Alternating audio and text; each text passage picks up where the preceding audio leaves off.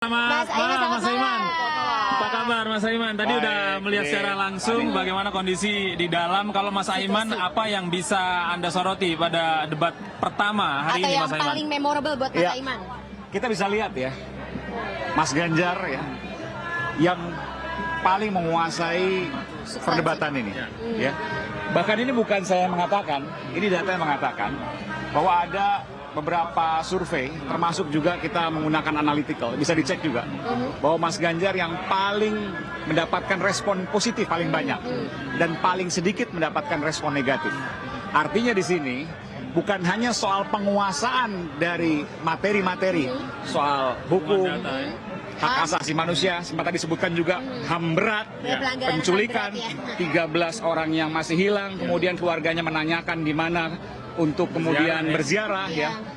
Lalu kemudian juga negara bukan negara kekuasaan dan sebagainya.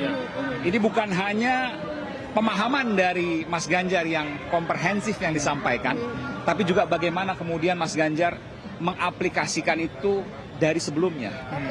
Ketika 10 tahun menjadi gubernur misalnya, tadi saya 10 tahun ya, soal pengangguran dan lain sebagainya. Ini menunjukkan bahwa bukan sekedar kata-kata yang disampaikan, bukan sekedar pemahaman yang disampaikan, tapi sudah bukti yang dilakukan. Jadi tidak hanya sekedar retorika, tetapi juga berangkat dari pengalaman beliau ketika menjabat sebagai Gubernur Jawa Tengah. Dan kita bisa melihat itu semua, dan hasilnya kita bisa melihat juga. Ada juga polling beberapa TV, termasuk juga saya mendengar juga kan di MNC juga melakukan polling tersebut. Nah, nanti kita akan lihat hasil, tapi hasil-hasil yang sudah keluar ini, Mas Ganjar ya, ini menempati posisi pertama dari debat ini ya. Kita bersyukur dan ini satu hal yang positif. Artinya rakyat itu melihat, rakyat itu mencermati bahwa yang harusnya menjadi presiden dan wakil presiden ke depan adalah orang yang paling paham dan orang yang paling berpengalaman, serta sosok yang punya komitmen kuat terhadap hukum, HAM, anti korupsi untuk Indonesia sejahtera.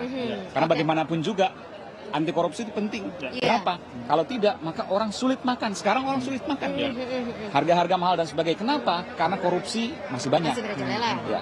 Kemudian juga bagaimana, ini kita bukan bicara 5 tahun, 10 tahun belakang, tapi beberapa puluh tahun ke belakang, korupsi masih terus ada.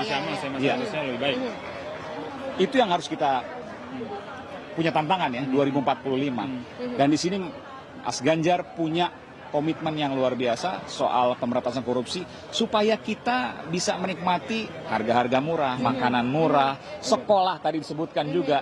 Siapapun punya hak untuk belajar gratis sampai lulus kuliah S1.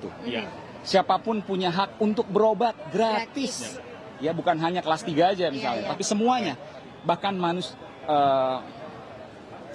orang tua kita, manula, lanjut usia, itu juga disampaikan tadi bahwa itu harus diperhatikan sehingga mereka tidak mengalami kesulitan. Karena kita tahu setelah bonus demografi kan populasi kita itu akan ada kenaikan dari manusia lanjut usia, manula ya.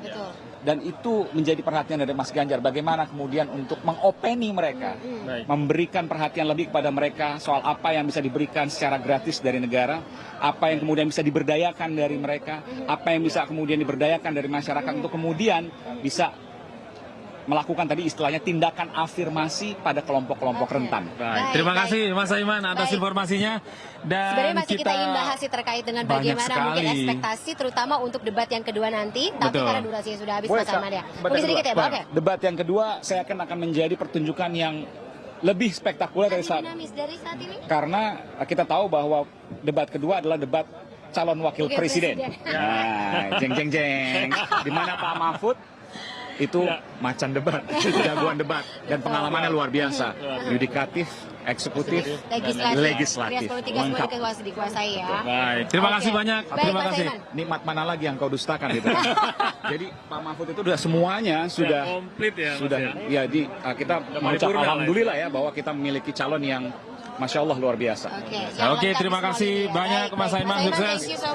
Ya, pemirsa, demikian tadi keterangan dari Aiman Wicaksono yang merupakan bagian dari tim pemenangan nasional ya, dan hari ini juga turut hadir di sini. Dan pemirsa, mungkin setelah Anda melihat bagaimana perdebatan yang terjadi pertama ini, Anda mungkin punya waktu lagi, punya perspektif yang Betul, baru lagi betul. untuk menentukan Punya pertimbangan siapa ya. yang akan menjadi pilihan Anda pada 14 Februari 2024 ketika nanti. mencoblos untuk pemilu 2024. Ya. Begitu. Kita kembali ke Abraham Silaban dan Anissa Anissa Dasuki. Dasuki.